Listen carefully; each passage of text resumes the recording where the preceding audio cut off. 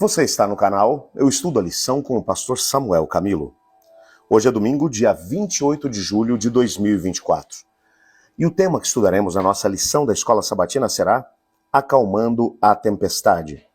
O texto que serve como base para o nosso estudo é Marcos capítulo 4, versos 35 a 41, que diz assim: Naquele dia, sendo já tarde, disse-lhes Jesus, passemos para outra margem.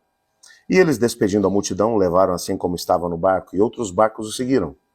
Ora, levantou-se grande temporal de vento, e as ondas se arremessavam contra o barco, de modo que o mesmo já estava a encher-se de água. Jesus estava na popa, dormindo sobre o travesseiro. Eles o despertaram e lhe disseram: Mestre, que te importa? Não te importa que pereçamos? E ele, despertando, repreendeu o vento e disse ao mar: Acalma-te, emudece. O vento se aquietou, fez-se grande bonança. Então lhes disse: Por que sois assim tímidos?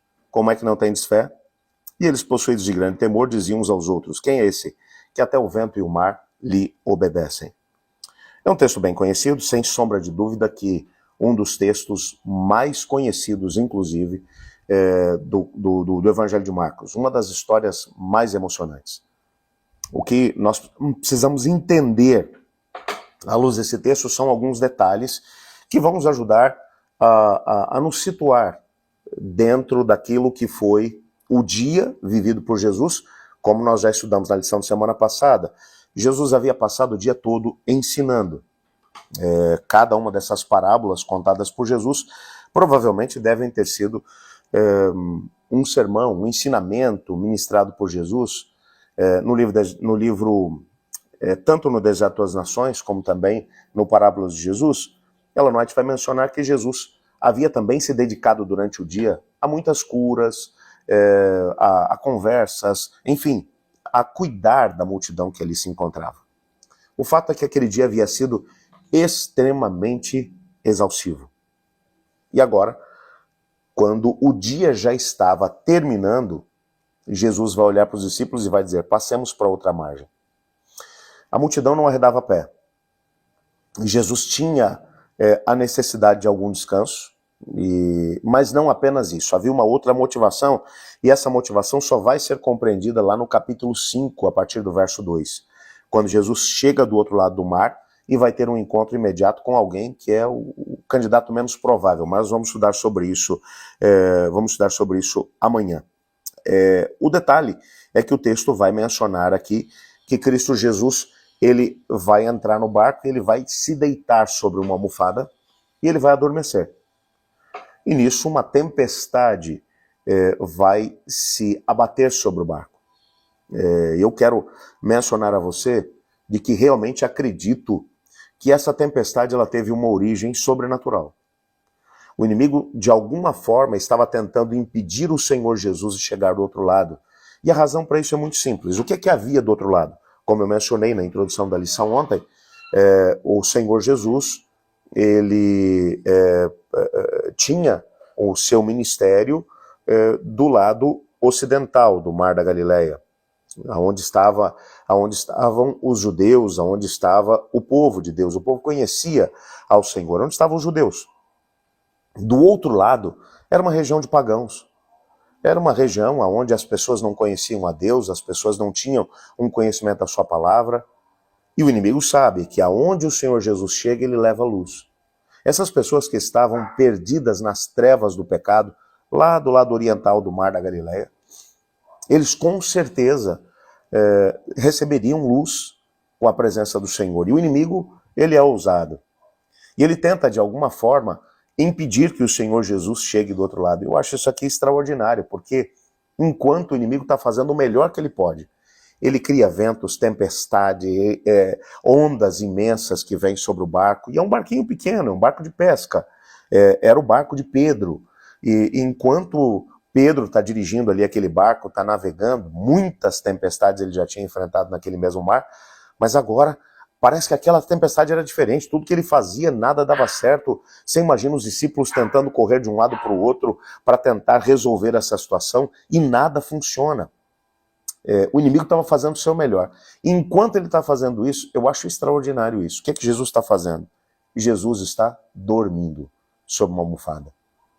A gente tem que fazer uma pausa aqui para poder entender que descansar em Deus em meio às tempestades é uma das coisas mais complexas que alguém pode fazer. A tendência natural do ser humano é chorar, é reclamar, é dizer não vai dar certo, é se desesperar. Cristo Jesus, ele nos ensinou. O Cristo homem, é claro, não dá para você poder dividir ou separar aqui as coisas. Jesus é 100% Deus e 100% homem. O Jesus homem, ele descansa nos braços do Pai. O inimigo está fazendo o melhor que ele pode para tentar assustar. Ele consegue assustar os discípulos. Jesus está dormindo sobre uma almofada. Jesus se levanta, no meio do temporal, um raio ilumina a noite, Pedro olha para o lado e vê a onda que quando se quebrasse em cima do barco, o barco iria para as profundezas do mar, pelo menos era esse o entendimento de Pedro, e Pedro vai gritar, Senhor, salva-nos que estamos perecendo. E o texto bíblico vai mencionar que imediatamente Jesus disse, cala-te, aquieta-te. E imediatamente se fez grande bonança. Eu acho isso aqui extraordinário. E eu gostei muito aqui da maneira como o autor da lição trabalhou, porque ele vai trazer aqui o Salmo 104, versos 1 a 9, e vai dizer, bendiz a minha alma ao Senhor, meu Deus, Deus meu, como tu és magnificente, sobrevestido de glória e majestade, coberto de luz como de um manto. Tu estendes o céu como uma cortina, pões nas águas o vigamento da tua morada, tornas as nuvens por teu carro e voas nas asas do vento. Fazes a teus anjos ventos e teus ministros labaredas de fogo. Lançaste os fundamentos da terra para que ela não vacile em tempo nenhum. Tomaste o abismo por vestuário e a cobriste. As águas ficaram acima das montanhas.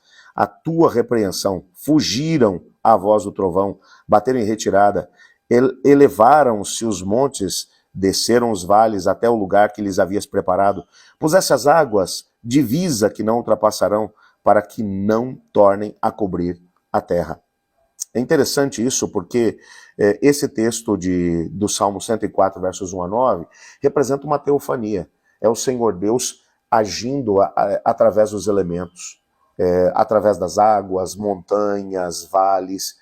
Ele tem autoridade sobre a sua criação. Marcos capítulo 4, versos 35 ao 41, vai se encaixar dentro de um padrão bíblico comum de uma teofania. Ou seja, uma manifestação visível de Deus ou de um dos seus anjos. Existem 5 características comuns nesses eventos. Em primeiro lugar, a demonstração do poder divino. Não há mínima dúvida de quando Jesus se levanta, com 2 palavras, o poder é manifestado. A tal ponto que os ventos se acalmam e a tempestade cessa. Em segundo lugar, o medo humano. Os discípulos estavam apavorados diante da situação. Em terceiro lugar, a ordem da parte de Deus. Não tema. Não temam.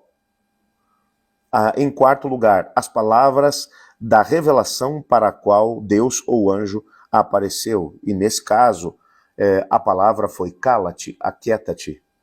E se fez grande bonança. E a resposta humana à revelação. Quando você pensa na resposta humana, os próprios discípulos vão dizer, quem é esse que até o vento e o mar lhe obedecem? A resposta para isso é muito simples. Quem é esse? Bom, a resposta é, ele é o Filho de Deus, ele é o próprio Senhor.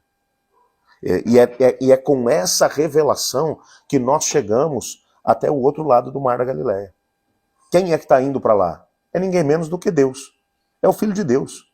É Deus em pessoa. Ele está chegando por lá com todo o seu poder e autoridade. O inimigo fez de tudo para tentar impedir que ele chegasse, mas ele chegou. Capítulo 5, verso 1 vai mencionar que o dia estava amanhecendo quando o barco chegou até a região de Decápolis. O Senhor Deus, ele vai e ele faz aquilo que ele planejou. Ninguém pode fazer com que os seus planos deixem de ter lugar. Isso é extraordinário. E isso tem que mexer com o nosso coração e com a nossa mente. Isso tem que fazer com que sejamos capazes de poder pensar em quem é o Deus a quem servimos. Talvez hoje eu esteja falando para alguém que está vivendo o drama de uma tempestade. Talvez alguém que está dentro do barco da sua vida, igual os discípulos estavam, com medo, inseguros, com medo do futuro, o que vai acontecer, o que será de mim, como Deus vai dirigir esse ou aquele aspecto. Confie no Senhor. Aquele que está no seu barco é o que tem poder sobre as águas e sobre o vento do mar. Não temam. Com duas palavras, cala-te, aquieta-te, se fez grande bonança. Eu queria que você hoje elevasse o seu pensamento a Deus e que você colocasse diante dele cada um dos ventos, ondas ou tempestades que tem assolado a sua vida. Ore comigo. Obrigado, Pai, por tua palavra e pela certeza que temos de que o Senhor é o Deus dos ventos, das ondas, das tempestades, aquele que com o poder da sua palavra torna tudo uma grande bonança. Peço que o Senhor dirija a vida desse amigo, dessa amiga que ora comigo. Talvez está buscando uma intervenção da tua parte. Nós cremos que o Senhor pode, que o Senhor é o mesmo ontem, hoje e o será eternamente. Então, por favor, intervém na nossa vida. Pois oramos em nome de Jesus. Amém. Amanhã nós continuaremos o nosso estudo e o tema que analisaremos será ouvindo um sussurro acima de um grito. Eu estudo a lição e você?